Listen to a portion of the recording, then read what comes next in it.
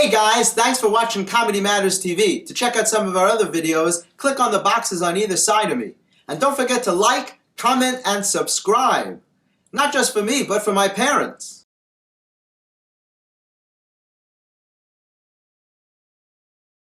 Guys, it's Jeffrey Gurian here for Comedy Matters TV. And I'm here doing this little special interview. Some of you know, some of you may not know, that for the past 6 weeks, I've been sick with the corona pneumonia, or COVID pneumonia, whatever you want to call it. It's been kind of a nightmare, and a lot of people have questions. I've been lucky enough to recover. Today is basically, after 6 weeks, is the first day that I actually feel strong enough to do something like this.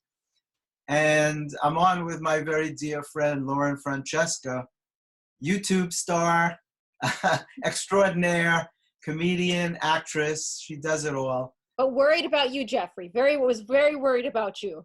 Right, and she's been very, very supportive of me, as have many people. So this is also a thank you to all the people who have wished me well and hoped that I would get better quickly. And I wanted to tell my story in case it could be helpful to anybody. By the way, Lauren says she likes these glasses, and I always wear these glasses, but I trust her. So I'm gonna do this video with these glasses. These are my old partying glasses. I have red glasses since way before Sally Jesse Raphael wore hers, if you even know who that is anymore. Anyway, on March 11th, I came down with this virus, and previous to that, there had been warnings about this thing happening, and I was trying to lead my life. If I wasn't out performing, I was covering the comedy scene. So I got sick on the 11th. On the 7th, I was at the comic strip with Ron Bennington from The Bennington Show on Sirius XM, shooting an episode for my new podcast, Comedy Matters TV podcast. And because of the virus, it was only the two of us and my crew. We were alone. I shoot it from the stage. So we did that, and then the next day I went to see Jerry Seinfeld with Barry Sonnenfeld at the 92nd Street Y in Manhattan for Barry's new book. And then the last comedy thing that I did was I went to a National Lampoon show the night before I got sick. There was also a UCB show, and I had kind of made up my mind that I wasn't going to go to that, and then it got canceled anyway, so it made it easier for me. But I did go to this National Lampoon show because I want to support those guys. It's new in New York, and they're doing cool stuff, and they had it down in a place called Caveat on the Lower East Side. And I got there particularly early. It was a 10:30 show, but I thought it was 10. I got there 9:45, so I had time to waste, and it was lucky because I went to Trader Joe's, not knowing I was going to get sick the next day, and I stocked up on a lot of food. And because nobody was social distancing yet, everybody was packed in. The lines were long for food.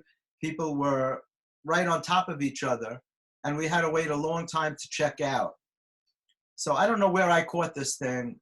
It's, how do you know where you take a breath in the wrong place? I was with people that night, even at the show, people were fist bumping. Nobody was really shaking hands, but there was a lot of people in the room.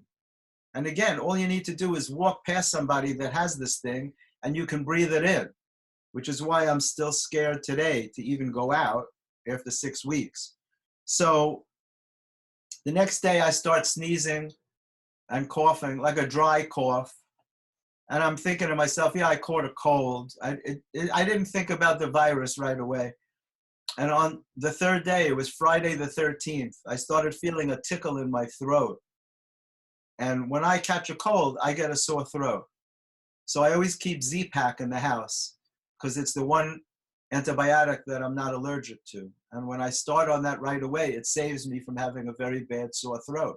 So as soon as I felt that tickle, I started on Z-Pak, which was an amazing thing because I have a feeling that that's what saved my life. I really do, because I stayed on it for 10 days. It's usually a 5-day dose. But I didn't feel good after the 5 days. I still felt really sick. I was in the midst of this thing. And so I took that second dose. Anyway, the symptoms of this virus are so horrendous. I was sick for 14 days before I was taken to the hospital. I was literally sick from morning to night. The nausea for me, I think, was the worst part. And if you've ever been nauseous, you know how horrible that feels. Try picturing being nauseous from the moment you open your eyes until you're able to even get some sleep. I couldn't sleep through the night.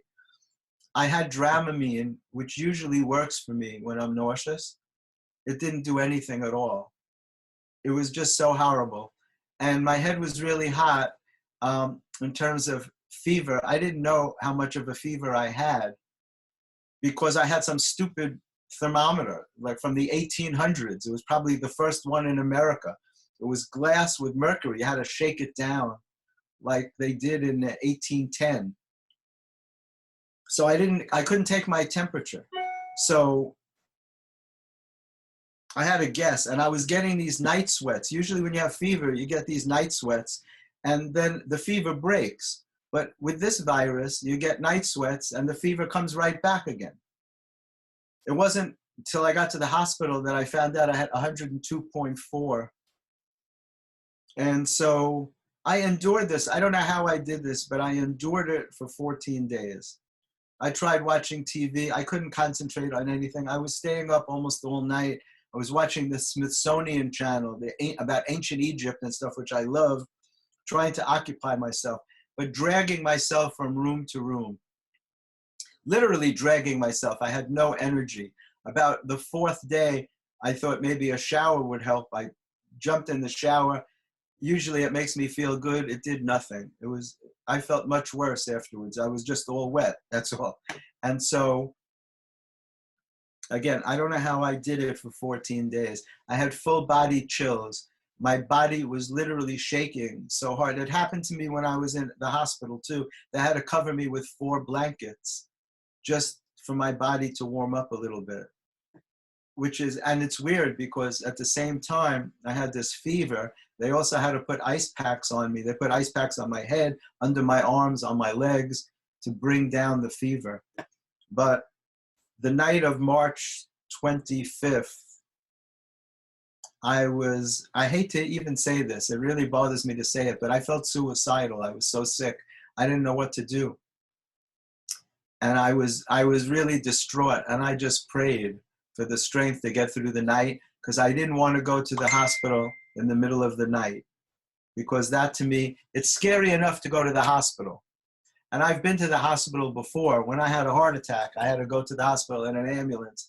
This was so much worse because of my heart history. I was afraid to go to the emergency room because I'm in a high risk category, and they tell you, yeah, I mean, there are so many germs in an emergency room that you could get sicker by going to the hospital.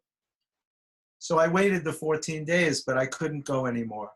And I woke up that morning, the 26th, and I took a shower. I didn't have the strength to get dressed. And I'm like, you have to get dressed to go to the hospital. I couldn't even figure out what to wear. My mind wasn't working right after being sick for so many days. I kept telling myself, you got to get better by tomorrow. Most viruses go away after 5 or 6 days, 9 days, 10 days, 11, 12 days. I'm like, when is this going to end? I couldn't bear it anymore. So I take a shower and I find clothes. I realize I have to wear clothes that are easy to take off or for them to take my blood pressure.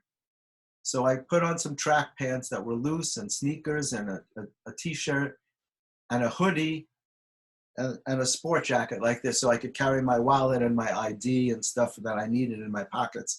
I didn't put on a winter coat because I knew I was going in an ambulance. And then I had to pack a bag because I remembered, gee, you can't just show up at the hospital. You got to take some stuff with you. And I couldn't think straight. I didn't know, like, what do you pack to go to the hospital? So I Googled it. What do you pack to go to the hospital? So I found a bag, you know, and I put in underwear and some socks and some assorted things. Some I didn't need, a small flashlight. That actually came in handy. But after I was there, I realized that there were other things that I could have brought with me.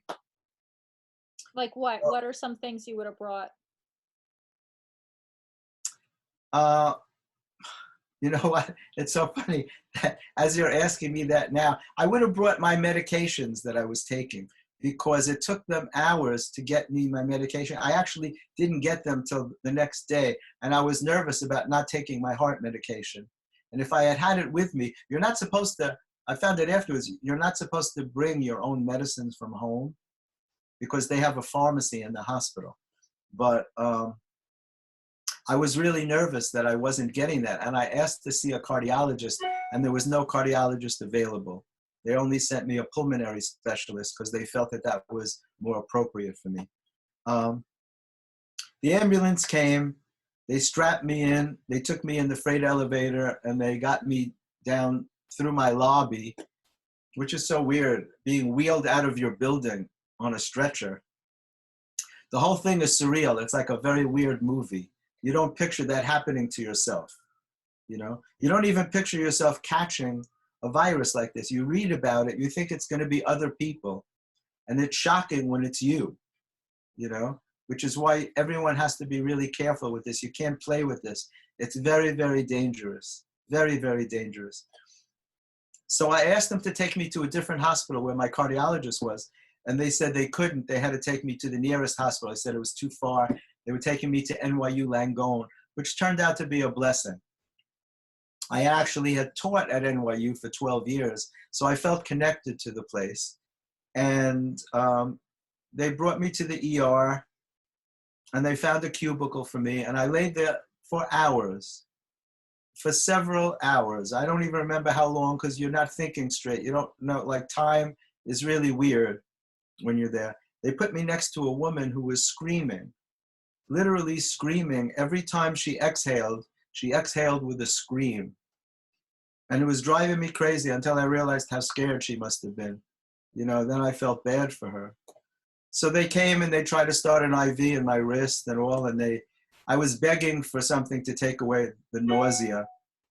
They gave me a drug called Zofran, I believe, and that started to help. And that was just amazing to me, just to stop that feeling of nausea, because I couldn't throw up either. Usually when you're nauseous, if you throw up, it takes the feeling away. But with this, you just stay nauseous.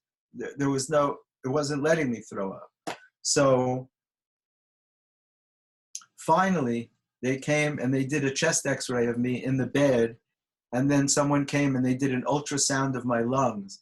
And then a pulmonary specialist came and gave me the diagnosis. She said, you have double pneumonia, COVID pneumonia. They did 3 swabs up my nose.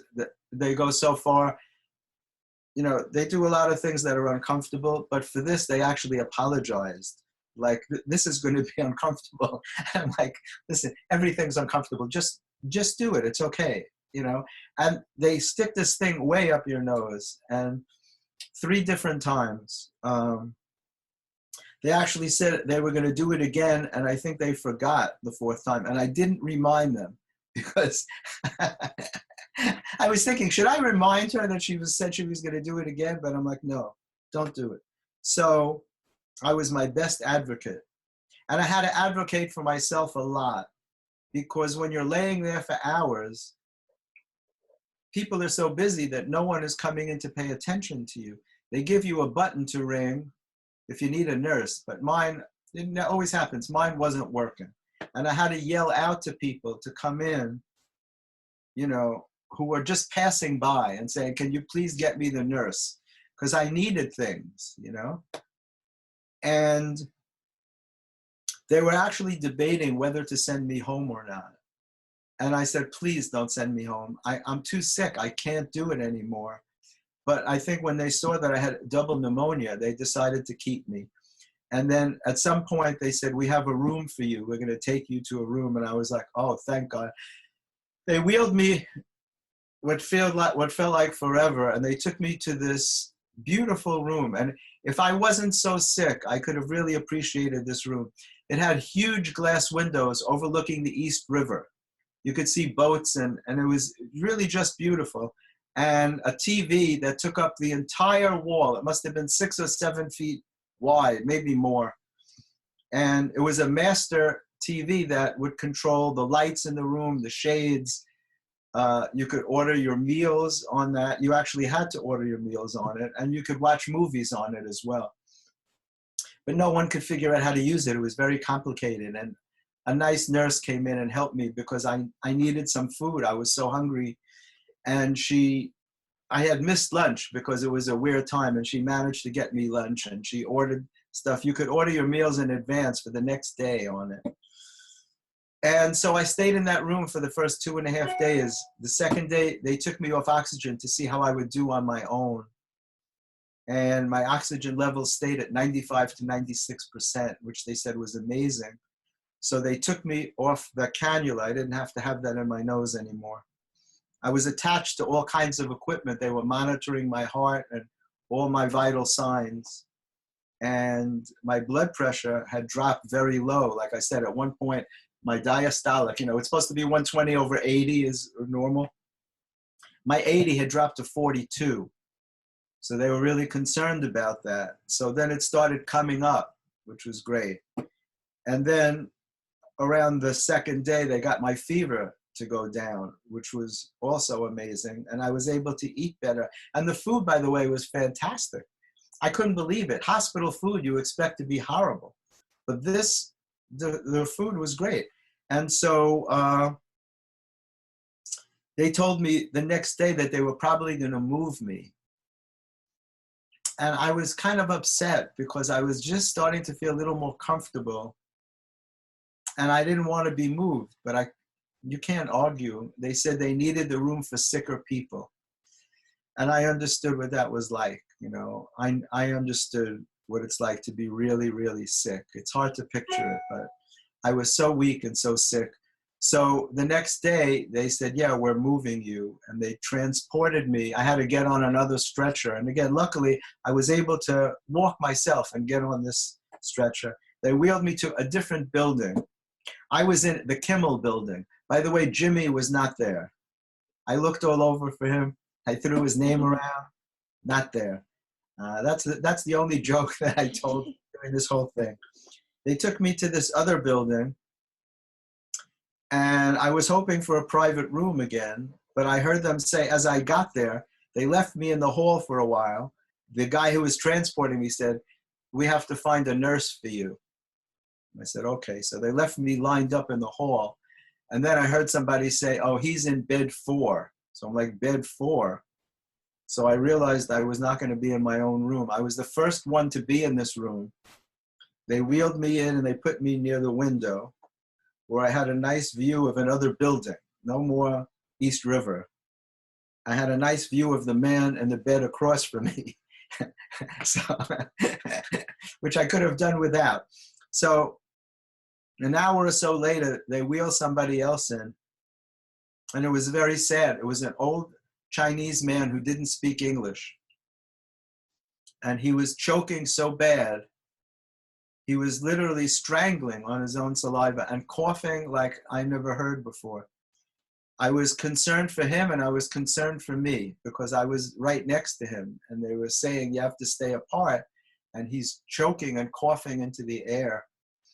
But there was no other place to put me, and I felt very vulnerable. And I called the nurse several times on his behalf because he couldn't call anybody because he didn't speak English. Across from me was a guy who couldn't stop throwing up, and then in the other bed was a guy who had to be rushed to be put on a ventilator. His oxygen suddenly dropped from 93 to 80. And this seems to be pretty common with this virus, that your breathing changes like that. All of a sudden, you can't breathe. And again, luckily for me, I was breathing okay. And I attribute it to that Z-Pack that I took for 10 days. My second day, they started me on Plaquenil because they were doing studies at NYU on that, and they had the drug. My understanding is that a lot of hospitals don't even have it. And the Plaquenil that was taken in the bigger hospital room, right? In the big room, yeah. When I was there my second day, they started me on that. Mm-hmm. Then I had to send it. When they transferred me to the small room with the 3 other guys, they had to transfer my medication. It didn't go smoothly. It took a long time to get the medicine there. They're very strict in hospitals. even just to get Tylenol, everything has to be okayed by a physician. Even when you've taken it before and they know that it's okay to give it to you, they can't just give it to you. They have to requisition it from the pharmacy, and then the pharmacy has to send it up. How many days were you on Plaquenil? I guess, well, they sent me home with enough for another 3 days. I think I was on for 2 days there and then 3 days at home.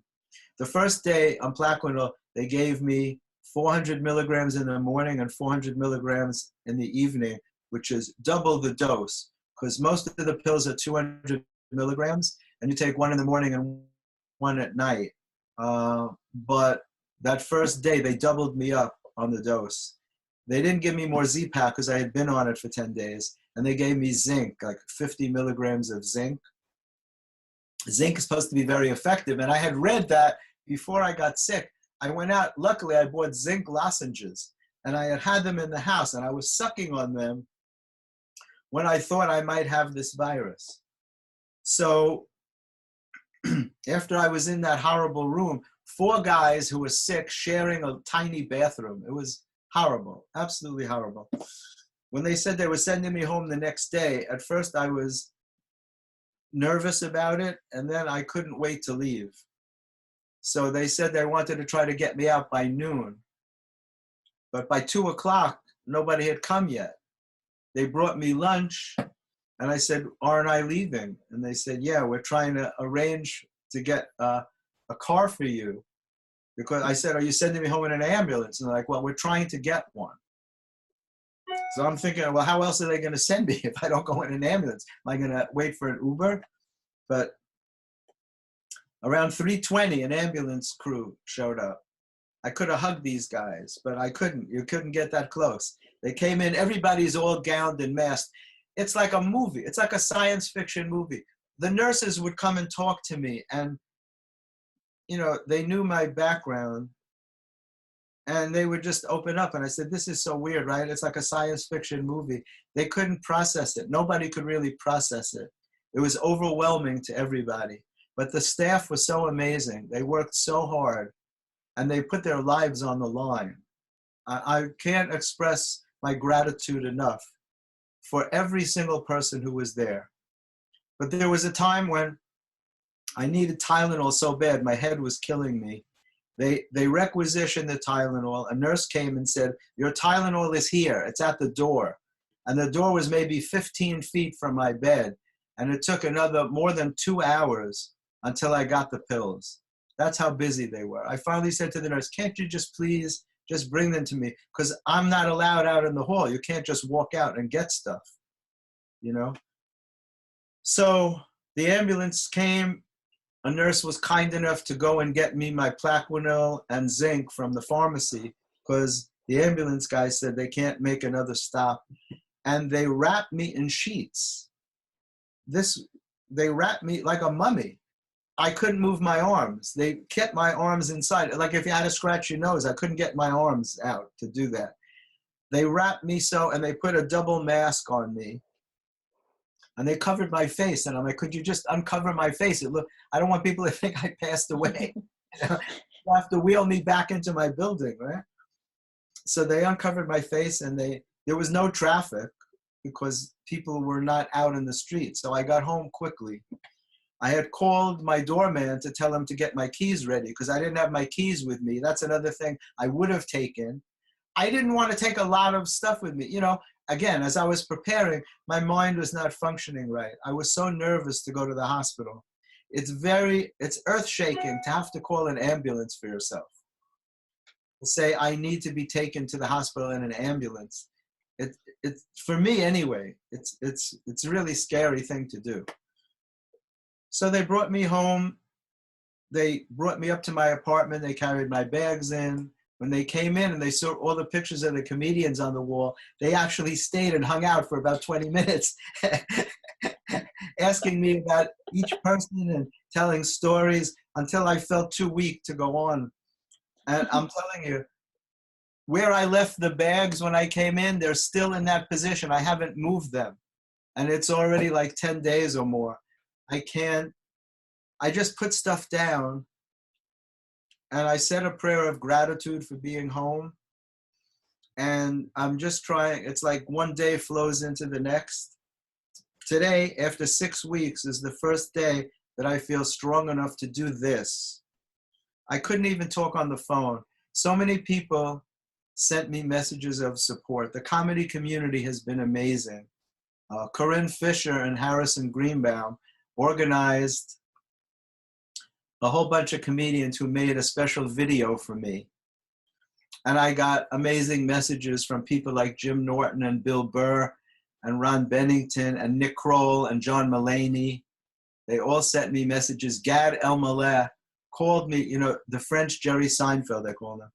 He's got a show on Netflix called Huge in France. And he called me from Paris to send me love and to wish me a quick recovery. The head of Netflix, the head of the Just for Laughs Festival, told me I have a lifetime pass waiting for me. He said, the festival is not the same without you. The head of Comedy Dynamics, so many people, all the comedy club owners, Chris Mazzilli from Gotham and Richie Tinkin from the Comic Strip and Emilio Savone from New York Comedy Club. They called on almost a daily basis. And a lot of the times I couldn't even answer. I was so weak. I couldn't speak to anybody. I can't even explain how this virus drains you. It's the worst thing that I've ever experienced. It was much worse than the heart attack, much worse. The heart attack, I was on stage 5 days later. They put in a stent and saved my life. But this was, you know, it's tricky because every time you feel like you're getting better, you get some kind of a setback. It makes me nervous even now to say that I feel better. I'm afraid to go out of the house. I went out at 2 in the morning to throw out my garbage the other night. I put on gloves and a mask just to go in my hallway because the hospital called. Nobody knows whether you can be reinfected or not. They don't know if I have immunity, being that I already had it. There are different schools of thought on it. Nobody knows for sure. So I'm really afraid. But I have an amazing neighbor who shops for me every couple of days. She loads me up. She just asks what I want, what I need, and she leaves it in front of my door. I've never seen so many angels. And again, I believe in the power of prayer. People have been so kind and so supportive. And it means so much when you're so sick to know that people are thinking about you. It may seem so simple to send someone a message, but it really helps so much. Ron Bennington announced it on the radio on his show on Sirius XM, and he's got millions of listeners. And I got hundreds and hundreds of messages from people wishing me well. And I really believe that had a lot to do with helping me to recover. So my gratitude is endless, you know, and I know this was a very long story, but I hope that somewhere in there was something that I said that might be helpful or hopeful to someone who might not be feeling well. They tell you to stay home as long as you can, if you can bear it, but if not, to call your doctor. My doctor told me on a Friday that I should consider going to the hospital. And somehow I stuck it out for another 6 days. But you don't have to suffer that much. They say that the hospitals, there are some hospitals that are overrun. That's why they're putting people in Central Park even, and they have these alternative places. And to me, that would be really scary to have to be put in a park. I think I was lucky I went when I did. There's so much luck involved in everything, but just the fact that I wound up at NYU Langone and I got great care. So I made sure to make a donation to the hospital. You can do that, by the way. Most hospitals, if you go to their website, there's a place where you can donate money. And we also sent a care package. There's a service that you can sign up for. Me and my kids sent a care package to one of the physicians at NYU Langone. All kinds of useful stuff from Amazon food and all kinds of things that would be helpful to use during the day. And so again, my gratitude is endless. If anybody has any questions, you can send them to me in an email at jeffrey@jeffreygurian.com. I want to thank my dear friend Lauren, who I didn't let speak too much. doing this thing. But her support is what's important. You know, I want my Lauren on like all social media. Isn't that that's what you're on every place, right? Yes, and I love hearing your story, Jeffrey, because it's really amazing and just a miracle that thank God you're okay. I know a lot of people are so thankful you're okay. Just so scary. What a scary story, but thank God it's a happy ending. Truly a nightmare. A happy ending for me. Yeah, but truly a nightmare, not to be taken lightly. Stay home if you can, social distance. Don't play with this thing. It's too powerful, you know, and you can't take any chances. And to show you how much I trust Lauren, I wore these red glasses because she's never steered me wrong, and all the time I know her. And you can check out the first video that we did. It's on my channel too.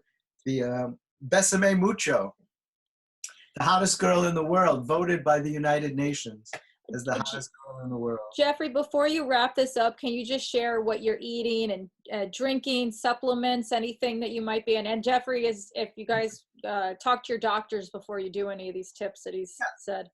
I'm eating everything that I wanted to eat. I'm eating like a pig. I lost 10 pounds while I was in the hospital over those 4 days. Well, I could have lost more before. I wasn't weighing myself, but I lost 10 pounds, and I'm sure I gained it all back because my sweatpants are tight and I'm nervous. You know, you gain weight when you say, I can't wait to get out of these sweatpants. You know, I'm eating everything that I can get my hands on. Everything looks good to me, which is a good sign to have an appetite. I'm taking a lot of vitamin C, my regular supplements, D3, vitamin B, all my medications that I'm supposed to take, CoQ10, I'm taking because I take that for my heart, and I heard that's also good to take to restore your strength from this thing. And just a lot of fluids, warm fluids. You can't drink cold if you have pneumonia. You know, I still get a cough, but look, I've been talking for a while and I haven't coughed, which is knock wood. It's really amazing because up until today, just even a phone conversation, I'd be coughing like crazy. So the body heals itself, you know, if you're lucky, if you take care of yourself. Like I don't smoke or drink or do any other substances or anything like that. So my body's pretty clean. And I really think that that helps as well, you know, and just staying connected to a higher power. Prayer is really, really important. I don't think I have anything else to add. I just want to thank you, Lauren, for your support, for your love, and for coming on with me today. So follow Lauren at I Want My Lauren on all social media, and hopefully you'll subscribe to this channel and follow me on Twitter and Instagram. It's at Jeffrey Gurian.